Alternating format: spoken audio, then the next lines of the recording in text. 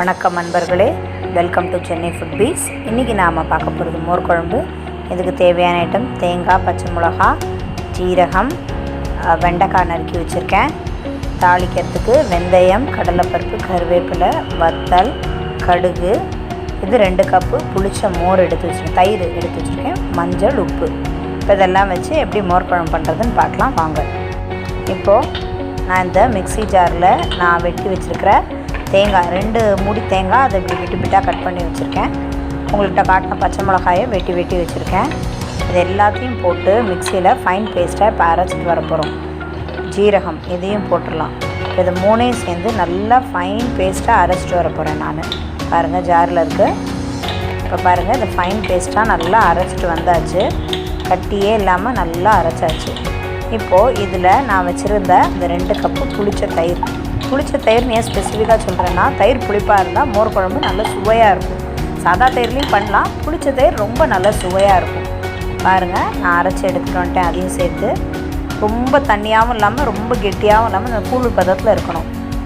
இப்போ நம்ம தாளிப்பு சாமான்லாம் எடுத்து வச்சுருக்கேன். இப்போ வாங்க, அடுப்பு ஆன் பண்ணிக்கிறேன். சட்டி சூடாகிடுச்சு. எண்ணெய் விட்டுக்கிறேன்.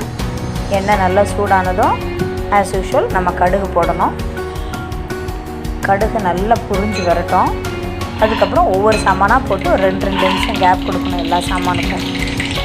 கடுகு நல்லா பொழிஞ்சு வந்துடுச்சு. வெந்தயம் போடுறேன். இது எல்லாமே மனம் நல்லா ஃப்ளேவர் கொடுக்கும் நம்ம மோர் குழம்புக்கு. அடுத்து கடலைப்பருப்பு போடணும். போட்டாச்சு. இப்போ வத்தலை கிள்ளி வச்சுருக்கேன். ஆல்ரெடி நம்ம பச்சை மிளகா வேறு அரைக்கிறோம், அதனால் காரம் உங்களுக்கு எப்படி வேணுமோ அப்படி அதுக்கேற்ற மாதிரி வத்தல் எடுத்துக்கோங்க. கருவேப்பிலை. இப்போ நம்ம வெட்டி வச்சுருக்கிற வெண்டைக்காவும் இதில் சேர்த்து போட்டு வதக்குறோம். வெண்டைக்காவும் போட்டாச்சு. இப்போ நல்லா வதக்கணும்.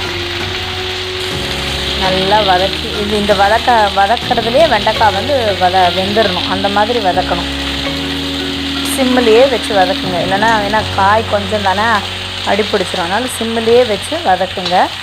இப்போ இந்த தானுக்கு தேவையான அளவு நாம் உப்பு போட்டுக்கிறோம். பாருங்கள், இந்த எவ்வளோ தான் போட்டுங்களோ அதுக்கு தேவையான அளவு உப்பு போட்டு வதக்கிக்கோங்க. சீக்கிரம் வதங்கும்.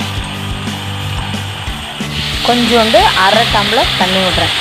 சின்ன டம்ளர்லேயே 1/2 டம்ளர் தண்ணி தான் விட்டுருக்கேன். பாருங்கள், இப்போ நான் விட்ட தண்ணியெல்லாம் நல்லா இஞ்சி நல்லா வெண்டைக்காய் இதாகிடுச்சு.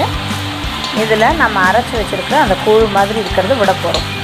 தேங்காய், இஞ்சி, பச்சை மிளகாலாம் போட்டு மோரோடு சேர்த்து அரைச்சி வச்சாலும் தயிரோட அதை இதில் இப்போ போட்டுறேன். பாருங்கள், இதோட கலந்துட்டேன். நல்லா கலக்கி விடுங்க. அடியில் இருந்ததுன்னா கலக்கி விடுங்க. தேவையான அளவு மஞ்சத்தூள், உப்பு ஆல்ரெடி தானுக்கு போட்டிருக்கீங்க, அதனால் பார்த்து போட்டுக்கோங்க. உப்பு நல்லா கலந்து விடுங்க. மோர் குழம்பை பொறுத்தவரையும் மோர் குழம்பு ரொம்ப கொதிக்கக்கூடாது. லேசாக ஃபஸ்ட்டு கொதித்து பொங்கி வரும்போதே அடுப்பு ஆஃப் பண்ணிடணும். ரொம்ப கொதிச்சா நீத்து போயிடும். இப்போ இந்த ஸ்டேஜில் நான் தேங்காய் எண்ணெய் விடுறேன். இது ஆப்ஷனல். இது விட்டால் நல்ல வாசனையாக இருக்கும். கருவேப்பிலை மேலாப்பில் கிள்ளி போடுறேன். அவ்வளோதாங்க, நம்ம மோர் குழம்பு ரெடி.